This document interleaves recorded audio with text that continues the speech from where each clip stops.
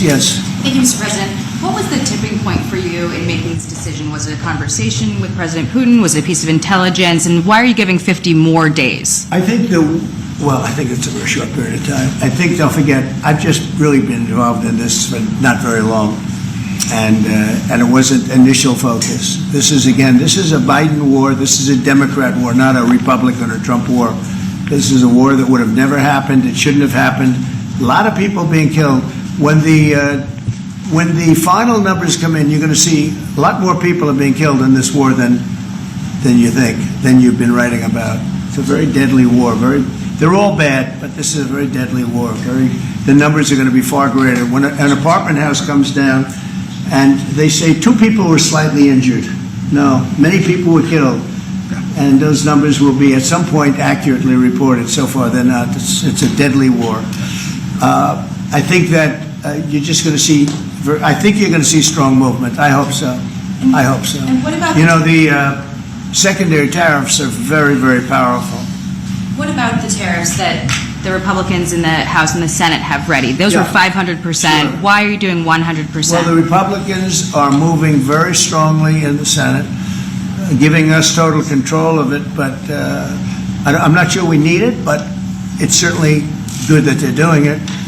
And Lindsey Graham's working hard, the whole John Thune, all of them, they're all working hard. And they're in coordination with Mike Johnson, Speaker in the House. And I think they've actually crafted a pretty good piece of legislation. It's probably going to pass very easily. And that includes Democrats. And there's some little tweaks, but I don't want to say I don't need it because I don't want them to waste their time. It could be very useful. We'll have to see. But we can do secondary. We're probably talking about 100% or something like that. So can you clarify? We can do secondary tariffs without the Senate, without the House. But what they're crafting also could be very good. So are you suggesting then that the Congress should move forward with those sanctions, the 500%, and that your 100 would be a separate additional package? Yeah, I mean, the 500 is, sort of meaningless after a while because at a certain point it doesn't matter. It's not going to be, is 100. 100 is going to serve the same function. But, I have it at 100%. They may have it, I don't know what they're going to end up with. They may have it at 100 too. They may have it at 500. But they're doing some good work in the House, and I think in the House and the Senate. And as you know, they're coordinated. And they can have it done quickly. They said they'll have it as quickly as I need it. So we'll see. We're talking to him. In fact, John Thune's coming over later on to talk. Did you call for it yet? Yeah, he's gonna come over. Thank you, Mr. President. Is it your view that Vladimir Putin mischaracterized his dedication to? Is it your view that Vladimir Putin did not clarify his intention to a peace deal? And what happens now in the next phase? Is there? We're going to see. I mean, we're going to go for a period of time. Maybe he'll start negotiating. And I think I felt, I don't know about you, Mark, but I felt that we had a deal about 4 times. Mm-hmm. And here we are, still talking about... And he didn't send serious people to the negotiations. So I remember that you were able, with Marco Rubio and with Steve Witkoff, to get these talks going in Istanbul. Yep. I remember I was myself in Turkey for NATO business in May, and we really put pressure on the Ukrainians to send a senior team into Istanbul, and they did. But then the Russians came up with this historian explaining history of Russia since 1250. We thought, and I thought, we should have had a deal done a long time ago.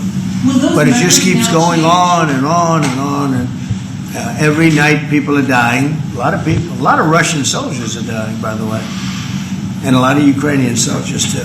But a lot of Russian soldiers are dying. 100,000 Russian soldiers since 1st of January.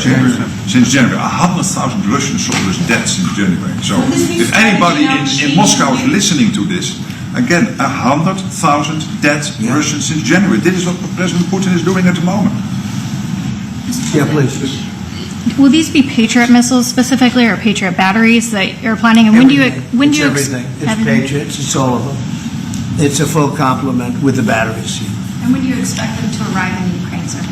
Well, we're going to have some come very soon, within days, actually. Because a couple of the countries that have Patriots are going to swap over and we'll replace the Patriots with the ones they have, and Matt will coordinate with NATO. But so it's going to be, they're going to start arriving very soon. And this afternoon, Boris Pistorius, the German defense minister, is visiting Pete Hegseth, the Secretary of Defense, and we'll discuss also, I think, on this whole Patriot thing. Norway is involved, so that's on the Patriots, but this whole deal is also about missiles, about ammunition, so it's broader than Patriots. We have one country that has 17 Patriots getting ready to be shipped. They're not going to need them for them. So we're going to work a deal where the 17 will go, or a big portion of the 17 will go to the war site. Mr. President. That can be done very quickly. Mr. President. Mr. President, Yeah, please. could this transaction with NATO be viewed as a step towards achieving peace, letting Putin know that now Zelensky has a little bit more powerful tools in his tool chest, and maybe that brings him to the table to achieve peace? So I know that you wanted to do that. Brian, that's what we've been saying. I think you might have expressed it better if you wanted to. I'm just trying to exactly what That was a summary. That was a nice summary. I think he's done better than us. He's a very good guy, I can tell you that. But no, it's well said. Yeah, I think this is a chance at getting peace. Or it's just going to be the same thing. I have to tell you, Europe has a lot of spirit for this war. A lot of people, when I first got involved, I really didn't think they did, but they do. And I saw that a month ago, and you were there, many of you were there. The level of esprit de corps, spirit that they have is amazing. They really think it's a thing to do, or they wouldn't be doing it. Look, they're agreeing to, they're paying for everything. We're not paying anymore. We have an ocean separating us. I said, we have a problem. We make the best stuff, but we can't keep doing this. And Biden should have done this years ago. He should have done it from the beginning, but he didn't. He didn't know he was there. This guy, what a horrible job they did for this country. And I just hope between the border and this and so many other, inflation, what a horrible administration. The worst administration in history, in my opinion. That's not my opinion. I think it's everybody's opinion. But this is something that shouldn't have happened, and we're going to see if we can end it. If I can follow up. I do want to make one statement. Again, I said it before. This is not Trump's war. We're here to try and get it finished and settled and whatever. Because nobody wins with this. This is a loser from every standpoint. From day This one. was Biden, and this was other people. And it's a very sad. It's a very sad situation. This gentleman's doing a great job.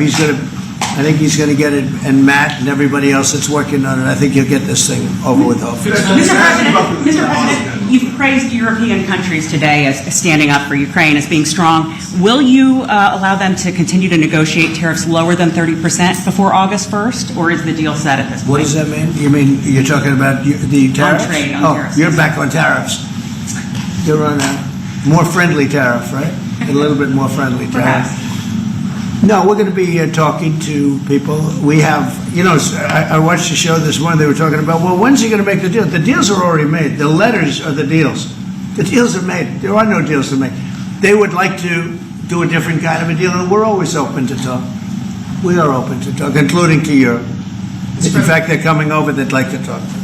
Mr. President, is there any concern about the U.S. stockpiles? There was a pause in delivery of weaponry to Ukraine in order to evaluate, apparently, the U.S. stockpiles. What came out of that? Evaluation. I mean, this was a very big, what we're talking about today is a very, very big day. And what Pete was doing, and me too, I knew what Pete was doing, was evaluation, because we knew this was going to happen. And now we actually announced it. They voted on it. It's all been done. So obviously that has a big impact on, when you say pause, obviously you're not going to be doing things if you don't know what's going to happen here. But we were pretty sure this was going to happen, so we did a little bit of a pause. But this is a very big event today. This is something Mr. very President, if Putin escalates further, how far are you willing to go in response? In what? How far are you willing to go if Putin were to escalate, send more bombs in the coming days? Don't ask me a question like that. How far? I don't know. I want to get the war settled. They're not Americans that are dying in it, and I have a problem, and JD has a problem. It's a stance that he's had for a long time. They're not Americans dying, but there are a lot of people dying and on something that should be able to be settled. And we all agree with that. This group of people, we want to defend our country, but, ultimately, having a strong Europe is a very good thing. It's a very good thing. So I'm okay with that. Yeah, please, in the back. Yeah. Is there a ceiling on what the Europeans are willing to pay for? And it sounds like, are you ruling out the U.S. paying for from additional weapons through drawdown authority? Shall I try to answer that? Because basically what the president is saying, that he's willing, of course, taking consideration what the US needs itself. So it's not that you can have a shopping list and you can order whatever you want, because the US has to make sure that the US keeps its hand on what the US needs, also to keep the whole world safe, because in the end you are the police agent of the whole world. You're the most powerful nation on earth, the most powerful military on earth. But given that, the US has decided to indeed massively supply Ukraine with what is necessary through NATO. Europeans 100% paying for that. And what we have been doing over the last couple of days is talking with countries, and I just mentioned the ones who in the first wave immediately said, we want to chip in. And then you're really talking about big numbers. Take Germany visiting today, they're really talking about big numbers. Can we get some clarity? I will say that I spoke with Germany, spoke with most of the larger countries, and they are really enthusiastic about this. They want to, and they're willing to go very far. I will tell you, as per your question, how far would I go? They want to go very far. They don't want this to happen. That's why I think from Putin's standpoint, it would really be good. He gets the country's economy is doing very poorly, and he's got to get his economy back. He's got to save his economy. He could save his country in a sense, but the economy can destroyed a lot of countries over the years. He wants to get that economy back. And he's got a great country for trading and other things. If they could use the assets instead of war, he's got some tremendous potential. That's what I would say. How did you deliver this news to Putin, sir? Say it? How did you tell Putin this was coming? I speak to him a lot about getting this thing done. And I always hang up and say, well, that was a nice phone call. And then missiles are launched into Kiev or some other city. And I said, it's strange. And after that happens 3 or 4 times, you say, the talk doesn't mean anything. My conversations with him are always very pleasant. They say, isn't that a very lovely conversation? And then the missiles go off that night. I go home, I tell the First Lady, I spoke to Vladimir today. We had a wonderful conversation. She said, oh, really? Another city was just hit. So it's like, look, he's, I don't want to say he's an assassin, but he's a tough guy. It's been proven over the years. He's fooled a lot of people. He fooled Bush. He fooled a lot of people. He fooled Clinton, Bush, Obama, Biden. He didn't fool me. But what I do say is that at a certain point, ultimately talk doesn't talk. It's got to be action. It's got to be results. And I hope he does it.